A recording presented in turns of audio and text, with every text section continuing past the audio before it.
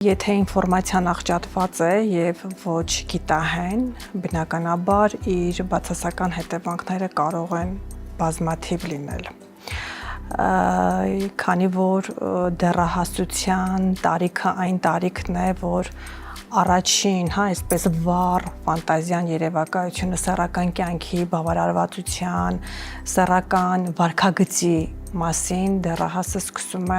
այսպես շատ ավելի կենդանի զգալ, քան նախորդ տարիքային փուլերում էր։ Եվ այստեղ իհարկե գիտակ ծնողների ներկայությունը շատ կարևոր է։ Գիտակ ուսուցման մեթոդները շատ կարևոր են, որովհետև պակաս քիչ չեն դեպքերը նույն մարմնական փոփոխությունների նկատմամբ, երբ որ դեռահասը տեղյակ չէ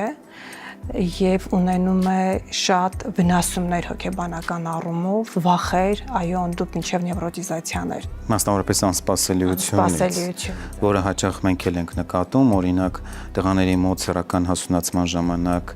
նկատվող առաջին սերմնաժայթքումը կամ դրանից հետո երազախաբությունները, ձեռնաշարժությունը,